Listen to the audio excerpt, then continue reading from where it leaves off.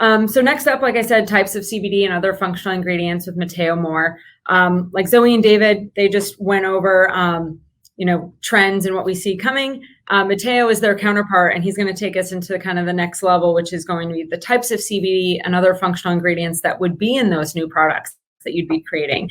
He joined our team at the beginning of the year. He has a passion for early stage, high growth companies.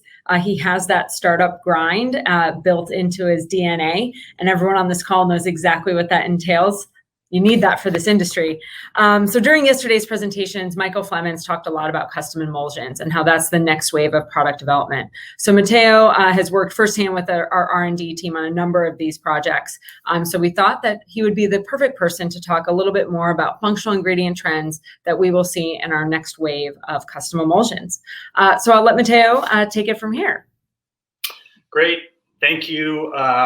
Thank you, Diana, for the intro and the work the whole marketing team has put into this event. It's awesome. Zoe and David, thanks for that was a great presentation. That was funny as well. And you guys are a good duo.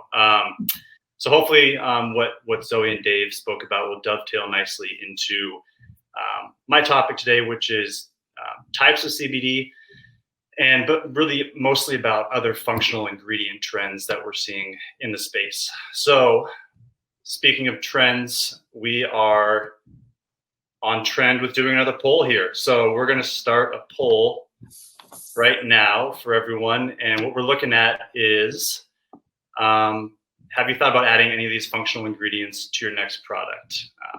Some minors here. We have turmeric, we have ginseng, both anti-inflammatories, melatonin to get to sleep, maybe something different, something we don't even know about. That's really cool. Looks like we're getting a lot of feedback for CBN specifically, which is interesting. Followed up closely by melatonin. So I think people need to chill out. I know I certainly do. So I'll give it a couple more minutes here, or a couple more seconds, I guess. So yeah, the final tally here looks like CBN is the big winner, followed closely by melatonin, and then CBG and turmeric and other. Ginseng not getting a lot of love today. I don't know why. I don't know what you guys got against ginseng, but we'll close this up and get back to the agenda here. So look, everyone on this call, is a consumer, right? So maybe, I don't know, maybe some of us went off the grid in the last 8 months during COVID and we're harvesting our own vegetables or something. But for the most part, we're all, focused on, frankly, on buying products that enhance our physical and emotional health. And we're seeing more new products in the market that feature functional ingredients every day. What we're really interested in discussing with you guys is the next wave of our own market segment. It's becoming clear that you have to have differentiation of your product. We all need to be thinking strategically about these things and incorporating other ingredients along with CBD, not just CBD. So, you can't necessarily just, for instance, launch like a chocolate milk these days, right? Your chocolate milk has to be a nut-based, non-dairy milk. It has to have ketones in it. It's got to have protein. It's got to have BCAAs, maybe some CBD. You can't just go to market with something that's already been done 30, 40 times in the same aisle. So we're kind of thinking about this as far as, working with people who maybe aren't incumbents in the CBD space. And that might be, a number of you guys.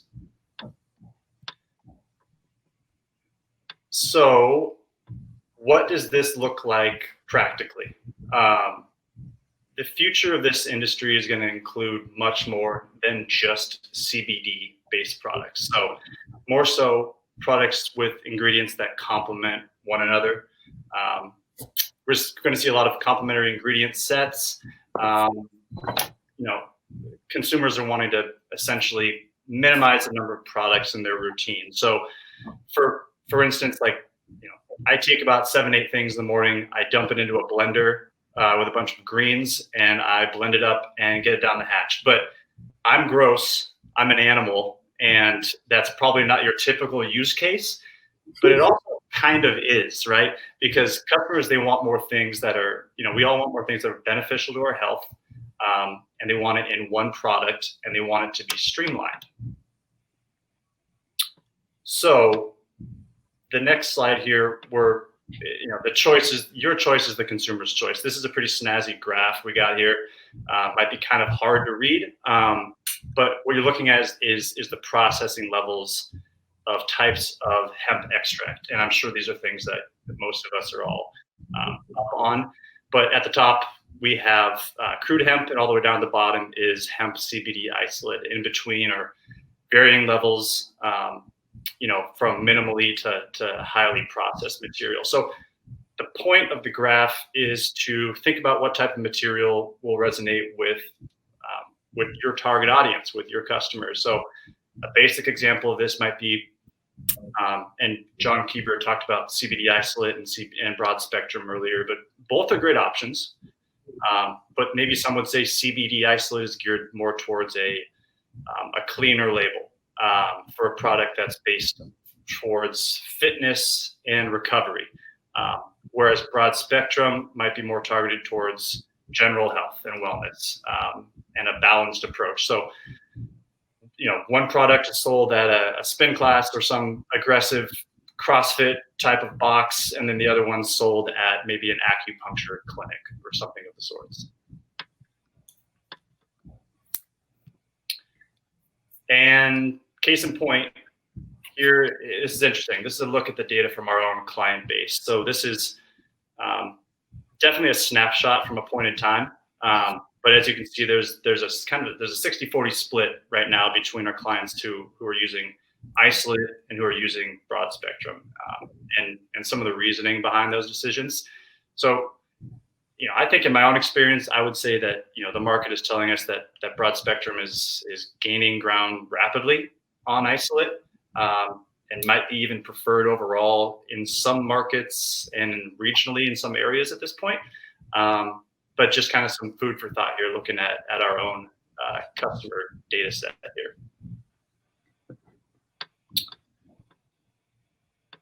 So looking into kind of reading the tea leaves here a bit, I guess, for the trends in the market, we're seeing, again, a trend for functional CBD compatible supplements, vitamins, sometimes in like a gummy form per se. But basically they're all playing off the benefits of hemp extract, like anxiety relief, anti-inflammation, just general personal wellness and supplementation. So in food and bev, we're seeing some of the ingredients that Donna Walmsley talked about yesterday, like elderberry and rosemary. And in the cosmetic space, we're seeing some interesting things like menthol and lemongrass and mint.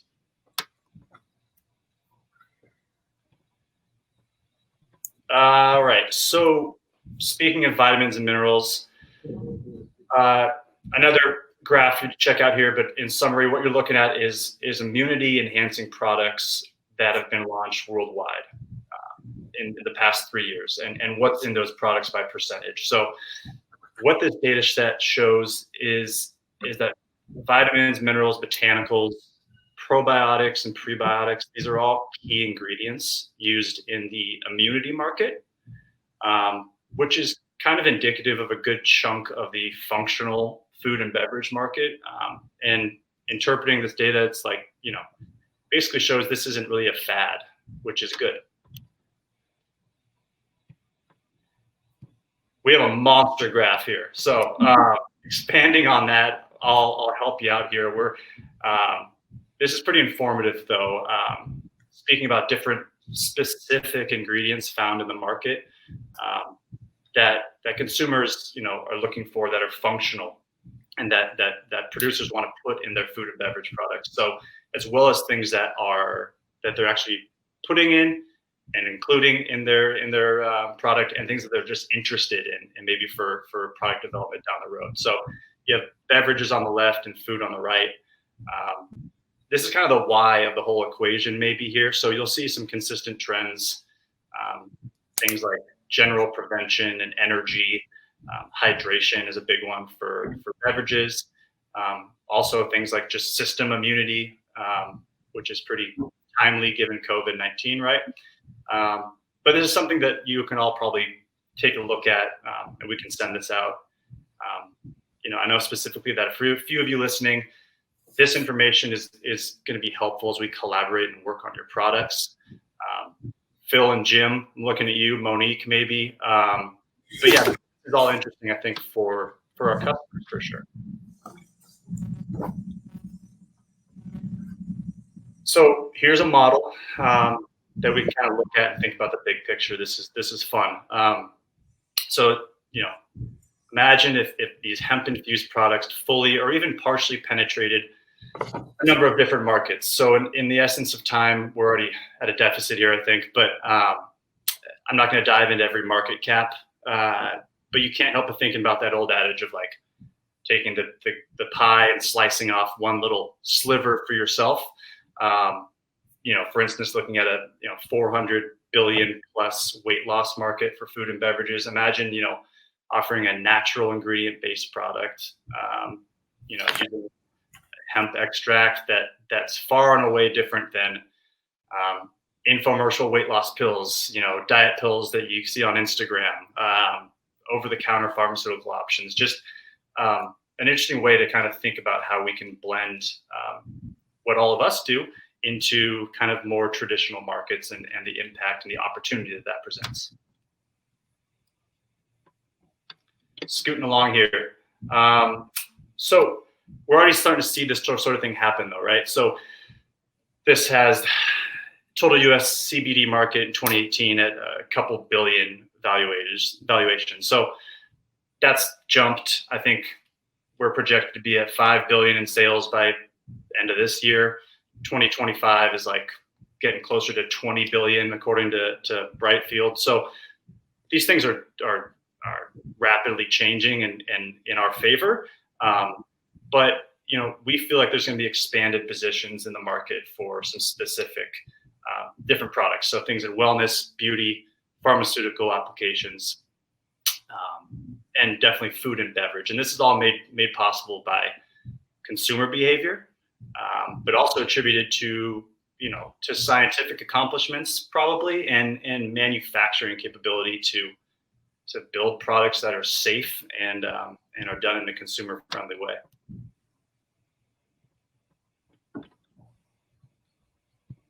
And okay, so I think a couple more slides here. So this one's exciting. So here, okay, again, it's probably a little small on your screen, but we can definitely see emerging channels here, right? Or simply put, places where consumers are soon going to be purchasing their products from, these hemp infused products. So those of you in the Seattle area, a few of you I think on this call are, you might have seen CBD products sold in like, good old Bartell drugs, or even like Vitamin Shop or a number of independent grocers around the area, things from topicals, ointments, ready to drink beverages. I passed by the coffee stand this morning when I was walking the dog, oddly enough, and they have their A-frame sign out front, and it just said like, "We have CBD shots," which is definitely a sign of the times, right? No pun intended. It's kind of weird. Also, I know they didn't buy that from SōRSE, whatever it is, so I should go investigate and see what's going on over there. I'm just picturing like some barista dumping like tincture oil on top of a latte and like handing it to some guy. So I don't know. It probably isn't great, but who knows? But it definitely is topical because that's the type of thing we're starting to see, but on a larger scale. So the point here is there's already this cultural shift happening with people purchasing CBD or hemp extract products, purchasing them at dispensaries versus more quote unquote normalized retailers, and moving in that direction. And that's great for everyone on this call. And it's super exciting. So to wrap up, in summary, trends for 2021, we're not merely just keeping an eye on most of these things. We're implementing them and integrating them into our business. So you've heard all about it, I think, on previous days, but even just, the rise of these minor, lesser known cannabinoids like CBN, CBG, CBC. There are differences between those and CBD. Their impact on the overall market. Things like potentially synthetic cannabinoids for probably more specifically for medical applications. The constant zero sugar alternative monk fruits of the world, and how that works into our clients' ingredient deck, and how they use those to capture what consumers really want. And then, what I just spoke about, this promising roadmap for continued expansion of hemp-derived and infused products, and getting those into those familiar retailers. FDA, everything aside, but just kind of seeing the growth of those in sort of more normalized places where people consume and purchase their products. So that's it for me. Just noticed I'm really self-conscious about the lack of wall art behind me. It looks like I'm in an abandoned home. But this is fun. And yeah, Dan, I'll hand it back to you. Thank you so much, Mateo. We'll ship you a wall decal. So Thank you can throw it up in the background for you. Thank you. Yeah. Mateo's calling in remotely today, but we appreciate that you joined us, and thank you for going over, the functional ingredients. We definitely see that being the next wave of products, not just CBD in the spotlight. A combination of functional ingredients will be something that the consumer demands.